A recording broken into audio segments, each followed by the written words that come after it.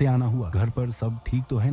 भाव, अब check post पार करवाने के लिए आपको 25 का 50 करके मुझे देना होगा, तभी आपका माल बॉर्डर के उस पार जाएगा, वरना नहीं जाएगा। ठीक है? हाँ इंस्पेक्टर, अब ज्यादा हो रहा है। लगता है जान प्यारी नहीं है तुम्हारी। क्या तुम्हारी औकात मेरी जूती की बराबर है? साले कीड़े, मुझे जबान लड़ाएगा। और क्या कहा? 25 का 50 चाहिए? फुटी गोली भी नहीं दूंगा। अब ऊपर जाकर लेना 25 का 50। हाँ हाँ हाँ।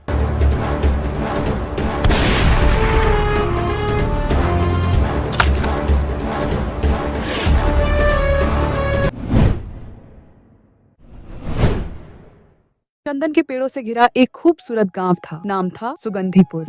गांव के लोग मेहनती और शांत स्वभाव के थे, लेकिन उनका गांव जंगल के करीब था, जहां जंगली जानवरों का खतरा हमेशा बना रहता था। एक दिन दोपहर के समय गांव में अफरा तफरी मच गई। खबर आई कि जंगल से एक बड़ा और खूंखार बाघ गांव में घुस आया है। लोग डर के मारे अपने घरों में छुप गए।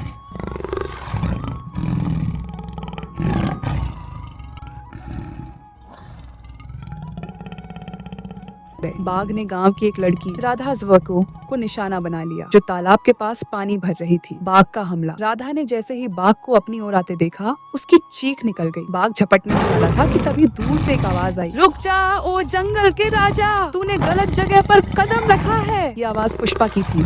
पुष्पा गांव का सबसे साहसी और ताकतवर युवक था। वह लकड़ी काटने के लिए जंगल जाता था और जंगली जानवरों के साथ उसका सामना होता रहता था। लेकिन इस बार मामला अलग था। यह उसकी गांव की इज्जत और राधा की जान का सवाल था। पुष्पा और बाघ का सामना। पुष्पा ने हाथ में एक लंबा चाकू और एक जलती हुई मशाल उठा ली। वह बाघ के सामने खड़ा हो गया। बाघ ने गुस्से में दहाड़ मारी, लेकिन पुष्पा ने बिना डरे मशाल उसकी ओर फेंकी। बाघ पीछे हट गया, लेकिन अभी भी झपटने की तैयारी में था। पुष्पा ने अपने चाकू से बाघ के सामने वार किया। बाघ ने भी हमला किया, लेकिन पुष्पा उसकी हर चाल को समझ चुका था। उसने बाघ को चकमा देते हुए उसकी गर्दन के पास एक जोरदार वार किया। बाघ दर्द से कराह उठा और भागने लगा। गाँव वाले अपने अपने घरों से बाहर आकर तालियां बजाने लगे। राधा की जान बच चुकी थी। गांव की खुशी। राधा ने पुष्पा की ओर देखते हुए कहा, तुमने मेरी जान बचाई पुष्पा, मैं तुम्हारी यह बहादुरी कभी नहीं भूलूंगी। पुष्पा ने मुस्कुराते हुए कहा, गांव और अपने लोगों की रक्षा करना मेरा फर्ज है। उस दिन से पुष्पा गांव का हीरो बन गया। गांव वालों ने उसकी बहादुरी की तारीफ की और एक बड़ा जश्न मनाया। राधा और पुष्पा के बीच का रिश्ता और गहरा हो गया। आज भी सुगंधीपुर गाँव में यह कहानी सुनाई जाती है कि कैसे पुष्पा ने बाघ से न सिर्फ राधा को बचाया, बल्कि गाँव वालों को भी साहस और एकता का सबक सिखाया।